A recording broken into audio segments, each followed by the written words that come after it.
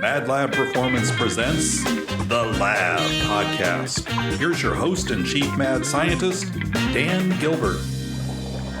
Hello and welcome everybody to The Lab. I'm here with Alec, Bulat, executive producer, fitness coach. Alec, how you doing today? Pretty sweet. How you doing, Dan? I'm excellent as always. And we're lucky to be joined by Rossi, nutritional coach, fitness expert. Giules, as we call you, how are you doing? I'm doing good. How are you doing? I am great. Let me ask you one question before we get started. The socks. I love the socks. Tell us a little bit about them, where you got them, who you stole them from, those kind of things. They're my spooky socks. They were from TJ Maxx. Came in a pack of 16. Oh. So I got a lot of them queued up for the holiday season. That's a great answer. This is the Wolf Dog. No explanation needed. Today's podcast is brought to you by FNX Fitness. If you're looking for a supplement company that'll help you rise up, look no further than FNX Fitness. With products ranging from Recharge to help amp up your workout, Restart for your AM protein blend, or Rebalance for all of your green, super green needs, actually. Whether it be gaining muscle or just looking to live a healthier life, FNX will help you get there. For 15% off of all FNX products, use the code, Alec, MadLab, capital M, capital L. That is correct. MadLab, yes. For 15% off, put that in your cart at checkout, and that way we can get you closer to all of your nutritional goals. Today's episode is about all things lacrosse and training people that play lacrosse. Is that correct, Giules? I think so, yeah. I believe that's why we have Giules on today. Because Giules, correct me if I'm wrong, but you have some experience playing lacrosse, right? Yeah, I have a little bit of experience playing lacrosse. I played through college, so that was kind of fun. Yeah. And then, yeah. Cool. So you played once or twice? Yeah, just a couple games. Okay, but, cool. Yeah. Nice. Sweet. What position did you play? Growing up, I always played defense, and then in college, they switched me to attack. So it was kind of like a change of mindset, change of... But what? Yeah. Like, was it just an availability thing where, like, they needed to attack people, or, like, what? Because that's a big switch. Yeah, yes and no. And it's also, it kind of came down to, like, build. Like, a lot of the attackers on our team, you kind of need some size. And I was always taller and, like, a little bit, like, stronger than the rest of the team. And so, yeah, you kind of want someone who can go in there and break the 8 and break through that defensive kind of, like, line and then go and... Break the 8. I like that. I was going to say, you want to explain? That was way over my head right there. Oh, you did? Yeah, so just to clarify, I don't know anything about lacrosse. Like, you guys are going to need to have to explain as simple detail as just, like, the positions on the field. Besides, I know there's attack and defense. I don't know how many people are playing attack or defense, and there's one goalie, right? Yes. Okay. Well, if you count both teams, there's 2 goalies. Aha. Okay. So, but singular team. So singular team. There's one goalie. Has one goalie of course, on the field. Yeah. I knew that. I've watched lacrosse, but so there's Does 8. any sport have multiple goalies? No, I don't think so. I don't think so. I was very confident that you guys said that really quick. Yeah, because soccer's one, hockey's one, lacrosse is one, field hockey's one. Create a sport with multiple goalies. That might end up being really bad for the goalies. Just like really crash into each other. Well, it could be like tennis. Like one person plays in front and one person plays in the back, and then they just Okay, nice, Yeah. nice. I like that idea. Yeah. Okay, we'll create a sport. We'll figure it out. Okay, Okay, like it's some kind of like pinball game. So, explain, break it down for me real quickly. Like, Break the 8. If you were to explain lacrosse to an alien who has never seen anything ever, aka me in this example, tell me about lacrosse. Like, what is the game like? What's the flow of the game? What's the speed at? Like, tell me about the game. Yeah, so I guess from my perspective, I've only played women's lacrosse. I am a woman, so But also an above average male that we found out above with his average jumping male, ability. yeah, just because of broad jumping. But yeah, other than that, I played women's lacrosse. So in women's lacrosse, you kind of break the field up by restraining lines. So you have the end line, which is where the ball goes out of bounds, and then about 10 yards before that, or like an end zone kind of is where it was on our field, you have the goal line. Okay. So the goal line is set up, and then 30 yards from that, you have the first restraining on either side, and then you have midfield, or like half the field. Gotcha. And so certain positions can cross certain lines, certain positions can't. You just have to have a certain number of girls back behind their opposite 30-yard restraining, and you can only have, 1, 2, 3, 4, 7 girls and the goalie past the restraining. So if like a midi drops back because they like need to, then like a defender, like say the defense like got the ball on a clear, and so they are running up and they have no one to pass the ball to, a midi can step back and that defender can then cross the line. It's like a combination of... Sounds like hockey to an extent, similar in some ways. Yeah. But everybody can cross on hockey. Some of the plays are kind of like hockey, like some of the offensive plays and some of the defensive ideas when you get down in the crease. Okay. I think a lot of it also. I think a lot of the plays are more like basketball. Okay. Honestly, like, you know, obviously, like, it's so much different because you have a bouncing ball and then you have sticks and like you have a tiny, you know, there's no hoops or anything. But the plays that you run, like you set picks in lacrosse. You have somebody like in the paint that you might like throw down to a post player, so you have a crease attackman that you try to get the ball to. A lot of times that you'll pass the ball around the perimeter before you can get in anything inside. You'll take outside shots too. So when I played lacrosse, like it reminded me a lot of like the play setups were like basketball. Yeah. Defense, you slide your feet. You're never crossing your feet for the most part, unless somebody's already by you, just like basketball. So some of that's kind of the same. Okay. That makes sense. And so you referenced, and I want to just clarify this one really quickly. You referenced midi. So what exactly is that? An attacking position? What is the position midi? It's both. It's both. So how many middies are there? There are 3 midfielders. 3 midfielders. Okay. If you are lucky enough to play midfield, you get to run the field up and down a million times because you play both positions. Yeah. So it's like soccer in that sense. Yeah. Okay. Yeah. And so like your attackers would only stay from their, you know, the opposing team's like goal line or the opposing team's end line up to where like their team's like 30-yard restraining starts. Gotcha. So you have, what is that, like 70 yards? Is that math wrong? Yeah. To play so unless long since someone I've been on crosses the cross over, field. then I can cross. Okay. Like stuff like that. And same thing with defense. Like they can only go from like their side of the field to the opposite side restraining. Gotcha. Unless you're a midi. Middies can cross both ways because they play both ways. So Dan, you mentioned that it was similar to basketball in a lot of ways, right? As far as, do you mean by full of play wise, like just like the actual setup Like- and everything going on? Once you get into, it becomes like basketball in the sense like once you get down into like a set offense. So once you're over the restraining line and you have all your attackers there and you have your midfielders there, then a lot of the plays that you call are similar in style to basketball. Okay. Like a basketball half-court offense. Gotcha. That makes Yeah, sense. yeah. The transitional game, well, obviously there's transition in basketball. The transitioning in lacrosse is different. Okay. I think much different.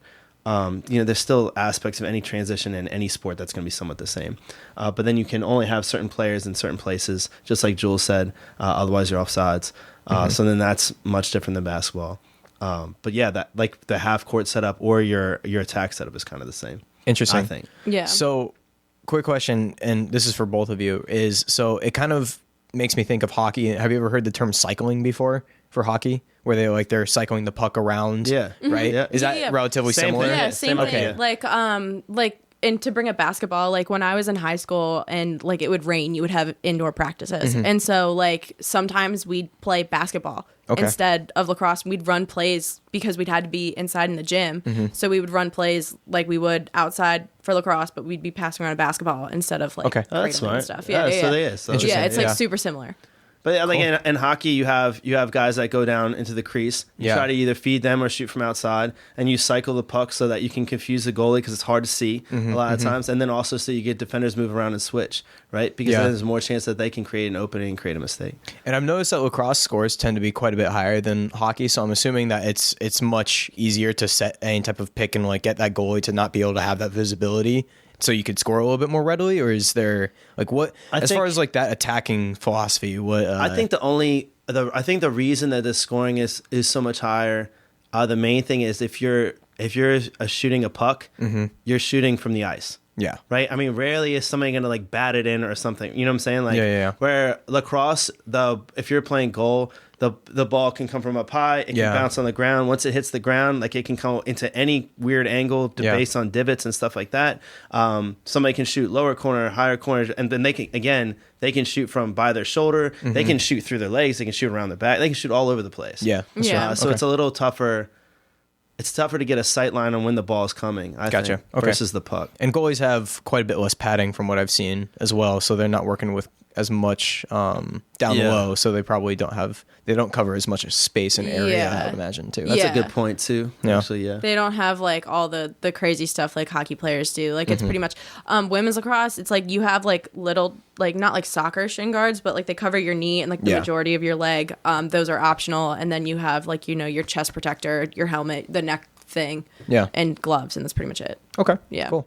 So in that case, let's talk a little bit about like the actual speed of play as well too. So we were talking about this a little bit earlier as well. And you're saying as far as pace of play and how fast the actual movement is going, for instance, we'll take for women's lacrosse. Yeah. You said it's quite a bit faster than like what somebody would expect from soccer, for instance, right? Yeah, and a lot of that, especially nowadays, has to do with they started implementing like the shot clock in women's lacrosse. You have 90 seconds once you have possession to the ball to either shoot the ball or give it up, or Oh, wow. yeah, 90 seconds? 90 seconds. Oh, wow. Okay. I So didn't know that either. yeah, so they actually changed that when I was in college. So you could technically, when I was in high school and like the first year I played in college, you could get the ball and like you could just circle it around the goal for minutes if you wanted to. Like you Okay. could just hold on to it. But Yeah. since they implemented the shot clock, you only have 90 seconds from either the transition or wherever you gain possession to like shoot on goal. Yeah. So yeah, it would kind of like Once speed you the game shoot, up a little bit. when does a shot clock reset? Do you have to like hit the goalie or the goal? Yeah. So So has if it to goes be, past the goal, so it's like basketball. If you don't hit the rim or the backboard, then it. Yeah, Okay. essentially. So if it hits the goalie, it's a reset. If it like falls out of your stick and then changes possession and then falls out of their stick, you're like fighting for the ball. Then it restarts. Once it goes out of bounds. If it goes out of bounds and it wasn't like a shot on goal, then the clock doesn't restart. Okay, yeah, Interesting. that makes sense. Okay, so that's Yeah. So I can see why that would speed up pace of play quite a bit. Yeah, and they also started this when I was in college. Between the 30-yard restraining, so in the midfield, say a whistle blows because there's a penalty. Depending on the penalty, you don't have to stop. Yeah. Like you just have to give possession to the girl, and then they can just go whenever they want. Okay. So it like really speeds up the game a lot. And then especially like men's lacrosse too, like that ball is cycling around the goal at a fast pace, and then that shot can really come from anywhere. Yeah. Whereas like women's lacrosse, it's considered a dangerous shot if you shoot like through people or if you shoot outside of like the 8-meter line. So it's kind of like soccer, where soccer you have a 6 and you have, is it a 12 or an 18? 18. 18. And then for lacrosse, you have your goal, and then you have like an arc that makes the 8-meter, and then you have a bigger arc that makes the 12-meter. And so usually when you're like filtering the ball around, you're like in between the 8 and the 12, because defense can't just be sitting in the 8. Otherwise, they're going to get called for that. They have like a 3-second rule. Yeah, defense always gets Defense. it. Yeah, I was gonna say I also see you're They're of high fancy. class with the meters as well, similar to soccer. Yeah. Yes, Yeah. the higher folk who use meters. Yes. So because where was I? Oh yeah, but like once you break the 8, it's pretty much like you can shoot unless someone's in front of you, then it's like a dangerous shot. Okay. You can shoot, or if like if like a defender kind of runs in the way, that's technically, it could be shooting space depending on how they like can't. There's a lot of rules in women's lacrosse. It's like it would enough. We take could forever to probably like, go go through over it. it. Yeah, I was gonna say. But- But you have like kind of a better understanding. Yeah, no, I just really wanted to get a grasp because that was actually going to lead me to my next question, which is really what we were trying to talk about today, right? And this was, once again, for both of you. You being a former male lacrosse player and you being a women's lacrosse player, I think this is going to be an interesting conversation. But because of that pace of play, especially just with the specific like needs from an athletic standpoint of lacrosse, what is a ideal athlete going to look like as a lacrosse player, as far as like what their skills and abilities are? Typically, I mean, I guess like when I'm programming for someone who's playing lacrosse, I want to make sure that, they have a lot of like power through rotation, because Yeah, it's rotational power is a must. It's huge. It doesn't matter what position you're playing. Like if you can't like rotate, like say you're playing attack or midfield, if you're shooting like this with like just your hands, like it's not gonna go anywhere. You need to like really kind of like whip that torso in there, take a step, and like rotate through Okay. all the way. Rotational power is a big one. Just like core stability, scapular stability is a big one, especially as It's a a very defender. shoulder dominant sport. Yeah. So like scapular stability is very, very, very important. Yeah. For not only like power and strength and like and and like being able to play better, Yeah. and at a higher level, but then also safety of the shoulder. Yeah, for sure. Yeah, and I think another thing that I would cover is kind of like agilities or just like reactive agilities, especially with kind of like change of direction. Okay. Because I can't tell you how many teammates I've had throughout the years who have torn their ACL. Yeah. It's crazy. And so that's a huge thing. So, and then like just like unilateral lower body strength, stability, all that kind Symmetry. of stuff. Yeah, symmetry. Yeah. Upper body symmetry. Like if you're a defender, you need to know how to play lefty D. Otherwise, like you're not going to see the field. And if you're in attack, you need to be able to shoot left-handed. Yeah. Yeah. Right. So your rotational power needs to be fairly, as equal Symmetrical. as you can Yeah. as a human being, because symmetry can be tough as a human. Yeah. But yeah, you want to work on both aspects. I would imagine everybody has like a dominant shooting hand, but Yeah. you try and make sure that the other one, the non-dominant, catches up as much as possible. Yeah, especially going into the collegiate levels, like some like college coaches, won't even necessarily like give you a look unless you can play both sides. Oh yeah, Yeah. of course. Yeah, I don't would, know I would why expect they so. would, Yeah. I would add to that. I would say first step quickness would Okay. be super important. Absolutely, So like in yeah. any sport, if you have a really quick first step, then you're ahead of everything, right? Because then you immediately have somebody reacting, you immediately have somebody behind you, and then the world is yours from there. So Yeah. I'd say like first step quickness is extremely important. Cool. Okay. And then as far as endurance factors, are we looking at long-term endurance, or is it going to be a little bit more? We talking like 2 minutes, 3 minutes on the field? Like I don't know how fast people are subbing out. Not so we have people that we kind of have lines, but a lot of your better players, like your first line, is going to spend the majority of the game playing. Oh, so they're out there the entire Yeah, I mean time. you have sometimes you have like 2 or 3 lines. Okay. With especially midfield, because midfield comes in and out a little bit, but you need to be able to play for a little bit. So I think. Just like anything, your interval endurance is most important because you're sprinting and then you have some time to recover. Sprinting, you have time to recover. Sometimes not as much time as you would like, but I think that's important. Like transitional conditioning is again, I think that's paramount. And really a lot of your sports, but certainly in lacrosse. And for us, like if you're hitting and you're hitting somebody and then you're down on the ground and then you're back up and transitioning that way is exhausting. Absolutely. So let's talk a little bit more shop, I think, right? Let's get into what we do best. Let's talk strength and conditioning for a lacrosse player. I want to start with the one that you specified pretty much immediately, and you guys were so excited about right away, was that rotational movement, right? So if you were to take a lacrosse player right now, let's say a college level lacrosse player came to you in their off season, they're like, I want to get better at my game.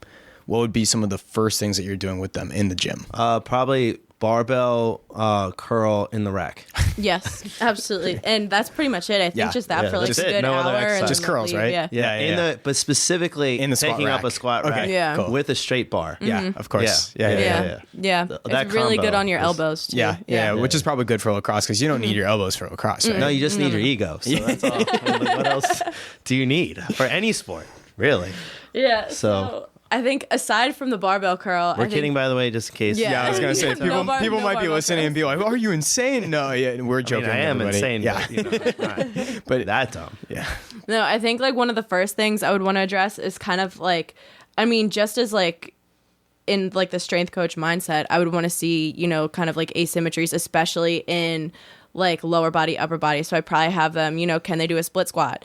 Can they take that split squat? Can they do a single leg hop? Can they, transfer that hop and do some sort of single leg, like lateral bounding, like from one side to the other safely and efficiently? That way we know, okay, they're not going to injure themselves, during play. I think in addition to that, just kind of like scapular stability, like we just do a lot of like kind of like rowing and stuff like that. I don't necessarily think you need to do like a whole like barbell bench press strength crazy whatever. I don't think that really needs to be programmed into not necessarily lacrosse. If anything, I would say maybe like a unilateral press Yeah, of some sort. I would agree with that. Yeah. Especially for that stability. I will say Like that stuff. anti-rotation, the unilateral potentially even. And when they have, Yeah. we have like one side up and like I don't know, maybe have maybe you only have one dumbbell in one hand and you're pressing up. Maybe you even work with upside down kettlebells as well for like some of that forearm strength, and then just trying to stabilize that scapula. Yeah. Some of your carries become really important. So I would say stuff like that. So you guys talked about scapular stability a lot, and I just want to clarify this really quickly. During the game of lacrosse, are you spending your time in a protracted motion, right? So just to clarify for everybody else, that means that your shoulders are kind of rolled forward, right? Is that like the majority of the time spent? Are you going to be rolled over or maybe protracted a little bit more than usual? No, at certain positions, I wouldn't say that you spend a lot of the time protracted. Okay. I think that you do protract your shoulders a lot, though. Naturally, of course, Right, that's so going to happen. I wouldn't but say like you're Yeah. running around like this. Yeah. Because like you to shoot, like you have to retract and protract, right? Yeah, of course. So Yeah. there's going to be scapular movement a lot of times. You want good stability, you want good symmetry in that movement. You want good mobility through the glenohumeral joint, so like your actual shoulder mobility. Yeah. You want to be good, just like anything else. Because if you do anything in volume and with power that way, if you're not stable in the scapula and you're not mobile in the shoulder joint, so glenohumeral joint, then you always risk injury. Yeah. And then also, if you don't have those two things, you do give up power. Yeah. So I guess that's why I wanted to clarify, was because you guys were talking about scapular stability a lot. I wanted to make sure that it wasn't like any type of like injury prevention situation, or if it was more of just like a functional and performance based. I think that when you shoot, you internally rotate, right? So just like when you come forward with anything, whether you throw, a lot of times when you punch, baseball. anything like that. So then you're gonna work on your external rotation as corrective and stuff like that, and to kind of counterbalance that stuff. So I would say like I would use like some stuff like that for injury prevention, besides being mobile, and then also having some scapular stability. Yeah, for sure. Say? I totally agree, and I feel like that's something that was like completely like neglected. Like when I was playing in college, like we did so much pushing, overhead, just horizontal pushing, a lot of barbell pushing, a lot of push-ups, stuff like that. And so when I actually started working at MadLab, we were doing like a team workout, and so we were like working on some like falling starts and sprints, and I actually like ran with my arms like crossing in the front because I was so used to like you're holding the stick constantly, and then for a lot of our training we were pushing constantly, so I was just kind of like hunched over like a little bit, and so like when that was something I had to fix, a lot of external rotation and a lot of posterior chain stuff. So makes sense. Yeah. Our high school weight room for lacrosse was predominantly pushing. Like all the time. And it was barbell pushing. It was machine pushing. It was just like, I don't know why we did what we did. We did I don't even remember doing any, and this sounds really terrible, I don't remember doing any unilateral lower body movements at all in the weight room. That's not surprising necessarily, though. Like literally none. I think we did leg extension, hamstring curl, and leg sled. Oh, sled. Okay. Yeah, every once in a while we would squat. Okay. But a lot of times we did not. We did those three. So bilateral machine work. Right, which is is necessary for sports. Right. It's just okay. I don't like looking back on it, it's just a disaster. So I think just like with any sport where you're changing direction and even if you're just like sprinting forward, you need to work on unilateral lower body becomes so important. Maybe the most important thing that you do. Yeah. Right? And we did zero. So nice. Yeah. I mean, we were talking about this during the football podcast as well, right? Yeah. Is that like the as you were saying, Giules, right? Like that barbell or even sometimes a machine push is so over exaggerated, even for like sports like football. You could see even people who do it, who have like soccer players are doing all these pushes in their strength and conditioning. And I'm like, guys, what are you pushing with your upper body anyways? Right? Like it seems like it's an over exaggerated movement. Like in soccer, it's hilarious because you're never really going to push forward onto somebody, right? Like you're going to use your body into somebody for sure, but then that's going to be like a lot of core control and then lower body strength. Yeah. Right? Yeah. So like upper body push does not seem, the minute that you extend your arms to somebody, you're probably getting flagged, right? Or you're getting some kind of penalty. I mean, I haven't played soccer in forever, so I don't know what So Giules, really quickly, is there any time that you would have use for any type of upper body explosive like push in lacrosse for women's lacrosse? For women's lacrosse, I'm not too sure about an explosive push, but I think... What about like a pivot press? A pivot press would be really good. Yeah. I do kind of want to. So what you were saying with like just like a horizontal push, like defensively, like you need to be able to kind of like hold your own. So it's like, but you can't extend. That's a call. So you literally have to sit here like this, push against the attacker who's coming at you. You can kind of direct them either direction. But yeah, like an over or like a landmine pivot press or anything like that, that would be awesome because it takes a lot of core control. It takes a lot of, I mean, you do add that element of rotation that's like super important in lacrosse. And then just to do some sort of like overhead press is, I feel like, much more beneficial than doing a horizontal press for the sport. Yeah. For us, when we play defense, we can punch out. You have to have your gloves together, so you can't like cross check. Okay. Because you get called for that. But punching out does become important. So you do want to be able to, for us, like you do want to be explosive that way because your punch is important. And then you can like punch slap and stuff when you're playing defense.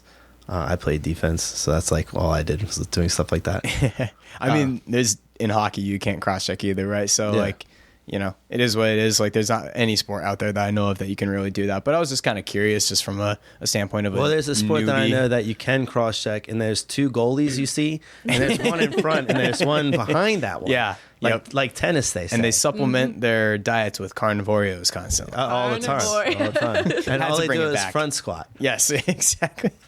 And barbell curl in the rack. All the inside jokes for everybody who hasn't listened before, hopefully to look back and try and find them through the rest of our episodes. Yes, that's what we encourage you to do, and then sponsor us. And then, yes, and then sponsor It's us. also important, Sir Charles. So the Wolf Dogs. You talked about lower body stability, unilateral stuff, right? Yeah. But I want to return a little bit to what you were talking about before about ACL injuries being commonality as well, right? So how common are we talking? It's extremely common. Just in my college career, there were 2 girls in the last 2 years who tore their ACLs. One of them, she was in a game. Starters, yeah. Oh, sweet. One of them, she was in the game. She played defense. Sweet might have not been the right word there, but I'm just saying, Yeah, being no, it's not very sarcastic. good. No, I tore my ACL twice, so I'm in the club. fair enough. You got, Well, you know. I got sympathy. Yeah. They're part of the club with me. I was just glad people could join me. No, I don't want people to join me. Anyway, so she was a defender. She was running up, she had like a clear. She was running up the line. What looked like her running in almost a completely straight line, and then just someone putting pressure on her. And she took like one weird step, and there goes her ACL. Another time, we had a girl who took a step to change direction. She was going to switch hands and drive for goal. Took that weird step, tore ACL. Yeah. Like, Sometimes it's out. not even a weird step. Yeah. That's the It's thing. just So a like step. it looks, Shifting your weight on so your people are foot. like, yeah. oh, they stepped weird, but I tore my first ACL playing basketball. Yeah. Right. And I would do a jump cut a lot of times when I was in transition. So I was on a fast break, and I was like, some guy came out some guy was like, just like didn't make it down to the offensive ends because he was exhausted, and we were transitioning a lot.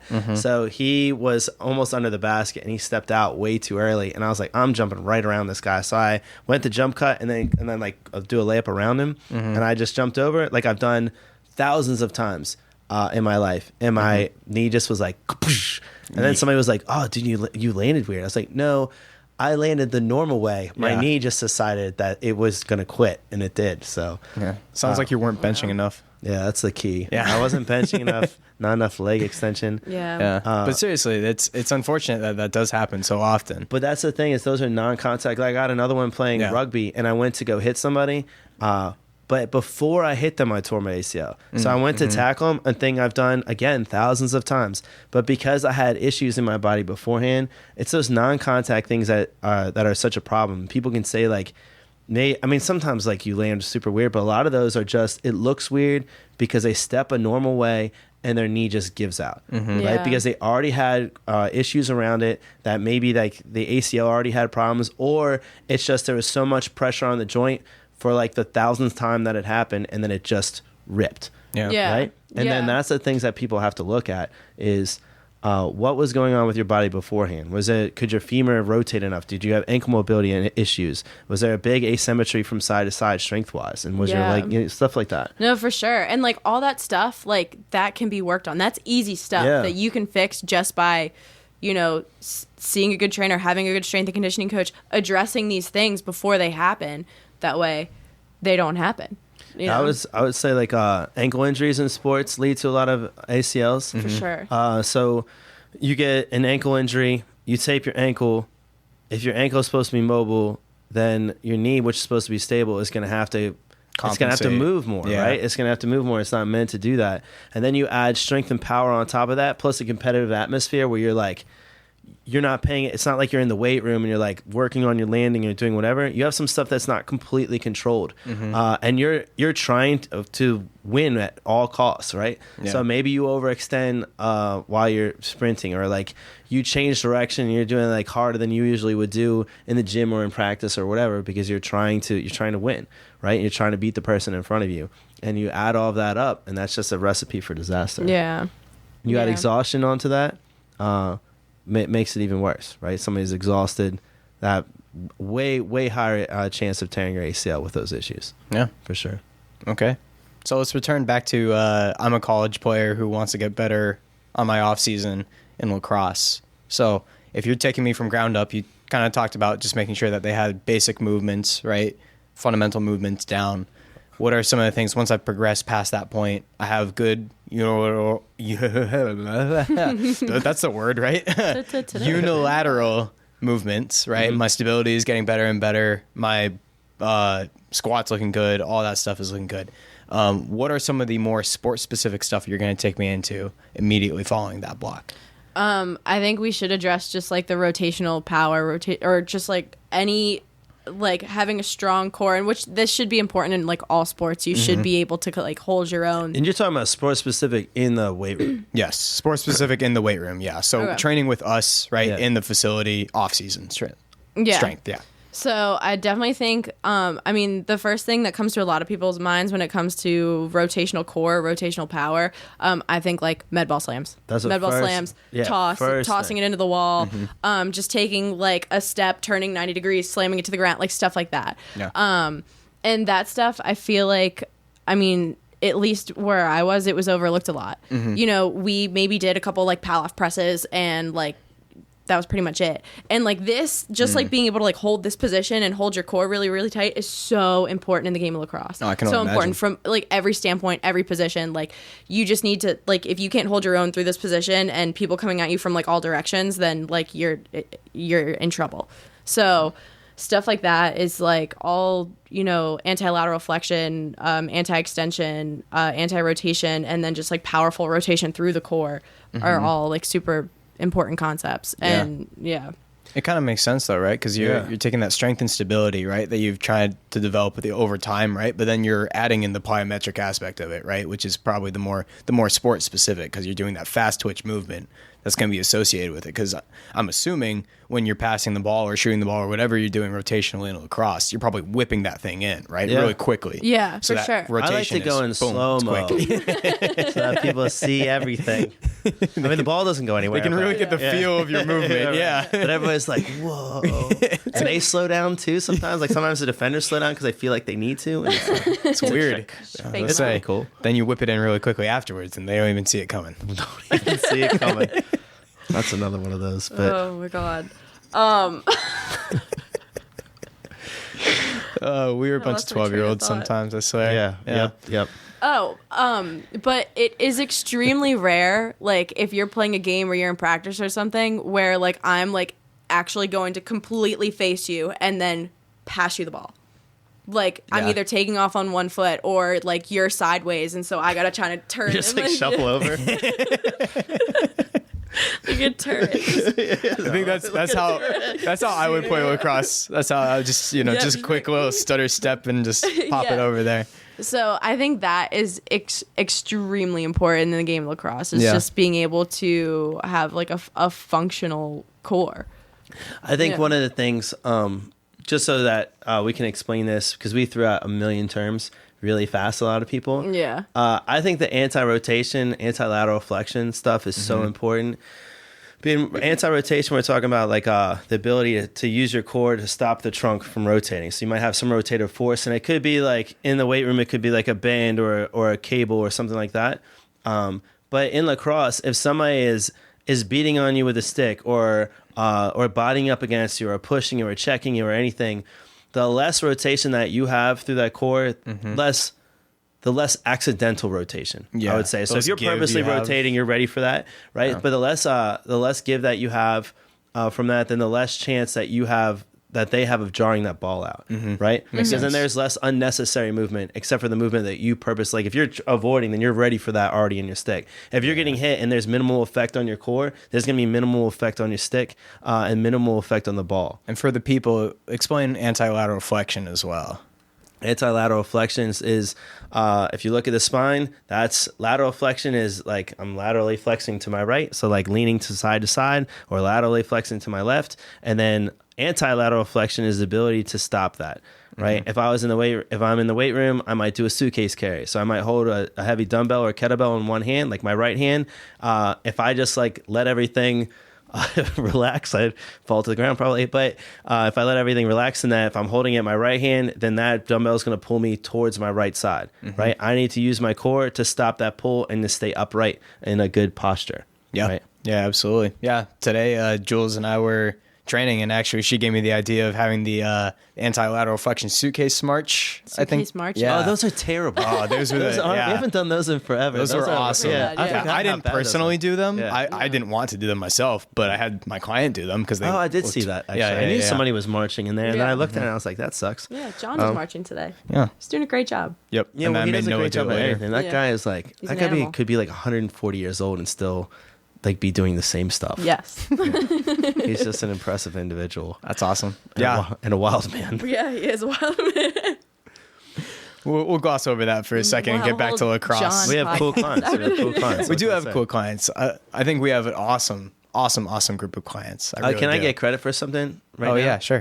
Do you see that I'm actually wearing my MadLab shirt? I did notice today? that actually. Yeah. It's not Actually, a we're all three of us. Yeah. Yeah. MadLab shirt. It's almost Try like out for we it. It's like, just came from work. Lights start turning on and flickering and stuff because we're all excited. Mike, you should. That's why you should give us the God drop. That would be excellent. We're working on having like different drops for our podcast, like noises. Like Mike can hit a button, and then we feel like even more professional, or maybe he feels even more professional. I don't know how to work. I would just be more amused, and I think that's what's important. Continue, Alec. This is where all the coffee's. This is where all the coffee's coming in Yeah, for it's you, way Dan. too Yeah, much. I was gonna Yeah. say, Dan. You can always tell when Dan's had a little bit too much coffee. 2 cups is too much. 3 cups is disaster. And then there was the what do you call the additions? The coffee Creamers. creamer? Coffee creamers. What's that? That's you pouring it in.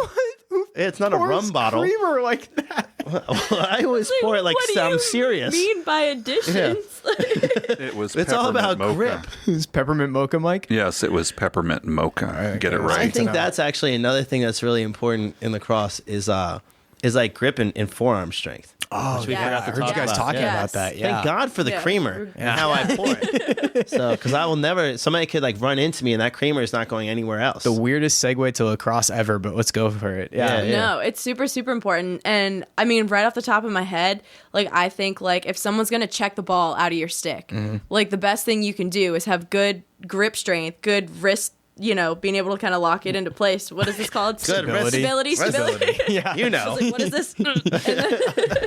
and then, Be holding on for dear life. because if you can hold on to that stick, it's less likely the ball's going to pop out. It's less likely that they cause a turnover. Yeah. Another thing off the top of my head. Do you have is, sleeve like, gloves? I do have sleeve gloves. They got the socks and the sleeve gloves. There's a lot going on here. When I came to Let's say she's prepped. came to party. She's prepped. Yeah. No rules, Jules over here coming in. rules. The big stabby. Yeah, big stabby with this. That's why I have the sleeve gloves. It's That's for that I'm really- elbow stabbing. I was really disappointed you didn't intro her in the podcast as Big Stabby today. I was I hoping know, you were going to should've. intro. Yeah. Well, I leave the intros, like the custom intros for Lukey. Oh, true. Yeah, Yeah. True. Sorry, Jules. Yeah. But you're Big Stabby to us, so Thanks. Yeah. that's what matters. Thanks. You're many thanks to us. No rules, Jules. No rules, Jules. Big stabby. Is there Jules anything else? Rose 414. Oh yes, yeah. Jules Rose. We're not going to That's explain a any of this. fan- No. This is all for just the. That's just the for MadLab that's crew. for the nickname podcast. Yes, yeah. Which we'll Nickname get to podcast. Yeah, weeks from now. yeah. That's Christmas Eve. That'll be our bonus episode. 2042. Whoa, that's okay. Yeah, we'll have thousands of sponsors and all the time in the world. I was gonna say, man, that'd be awesome. All right, so back to It will be wrist awesome. stability, and Dan, Yep. stick with us. Yeah. Lacrosse. Say it for Hand me. stability, Yes. grip strength, Yes. wrist flexibility.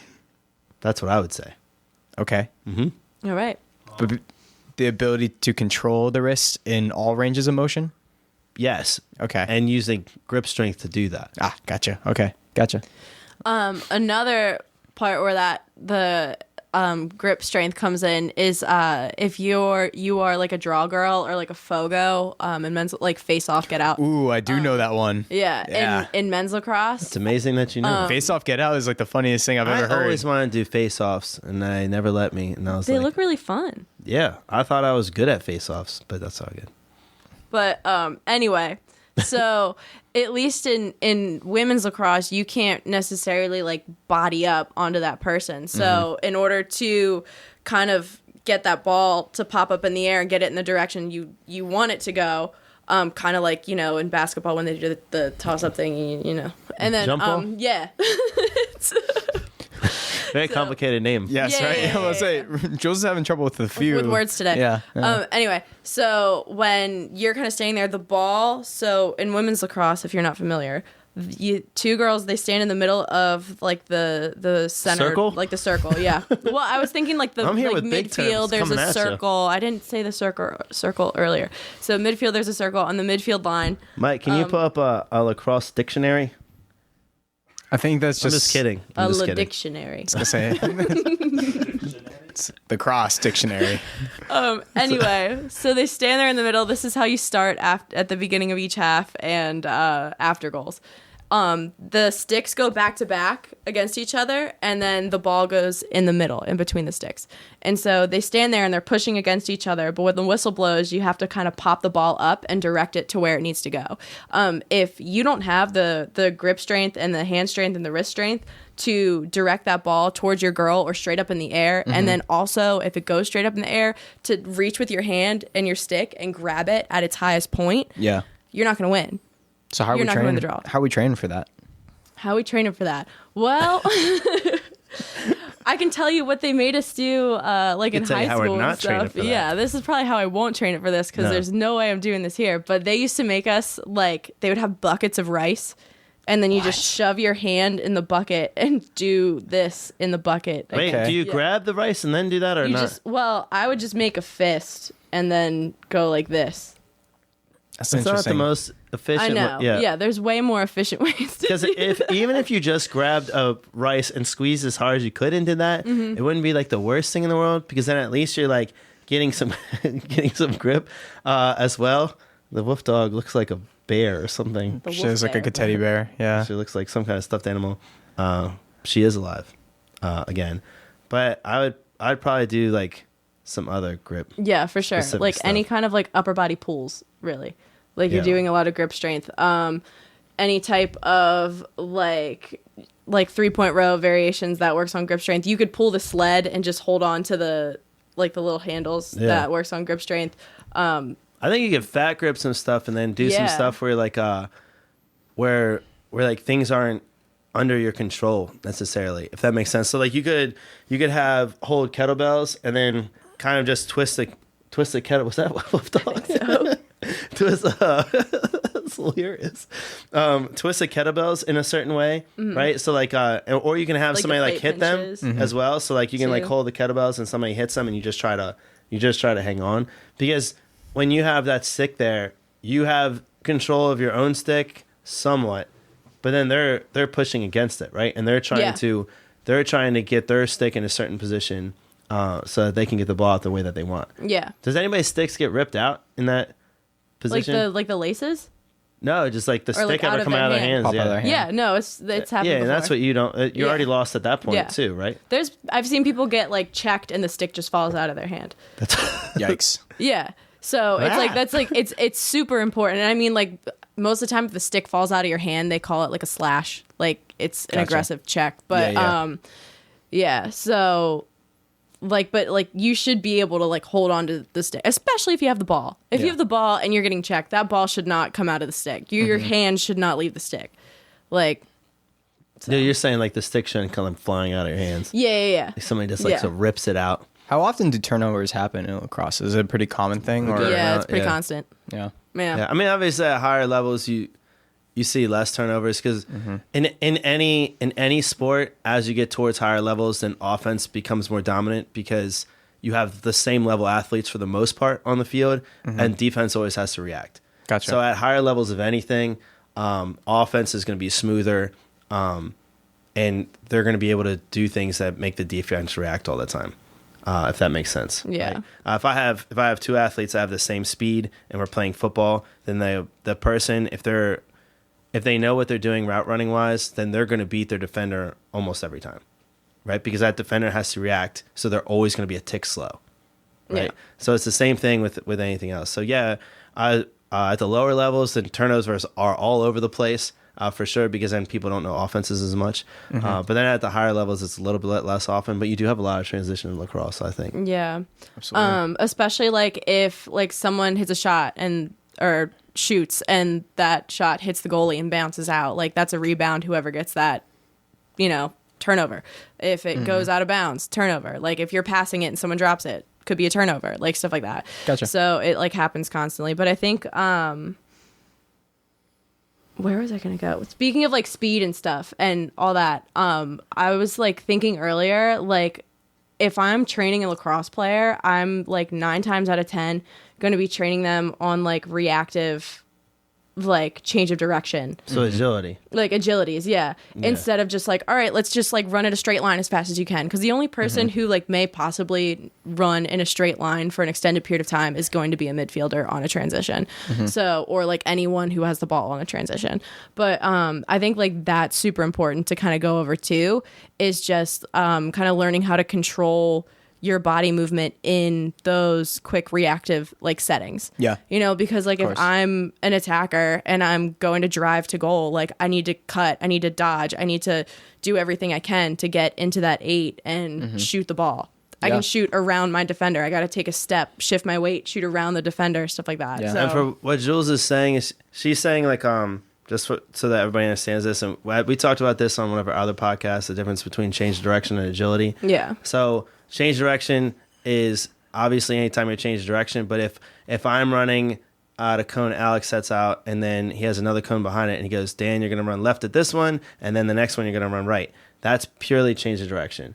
If I'm running at a cone and Alec says, Dan, I'm going to tell you left or right as soon as you get to the cone, and you have to react smoothly, that becomes agility, because I'm not sure. I have some choices, obviously, but I'm not sure which one he's going to say, right? And I think that's really, really important in any sport, especially lacrosse. Yeah. For sure. Yeah, I would definitely say. I just don't want people to get confused. Yeah, no, I totally what agree. they're saying. And I think, interestingly enough, too, that kind of helps with the ACL prehab as well, right? So when For you're sure. learning how to do consistent, good change of direction, right, you're also learning how to stabilize through your hips and knee and ankle during that motion. Right, when So things it's gonna aren't help. as expected. Exactly. Which is important. Yeah. However, I would say that if somebody does not change the direction well, then don't do agility. So don't do Yeah. things where they are reacting to a stimulus that they're not sure about until you have their change of direction skills down to where, like, when they cut left, when they're supposed to cut left, they do that smoothly. Are they going to cut right at this cone? Can they do that smoothly? If not, then they're going to do it even less smoothly when you have them do agility, and it's not going to be good reps. So don't have somebody do something that's going to just pile on bad rep after bad rep.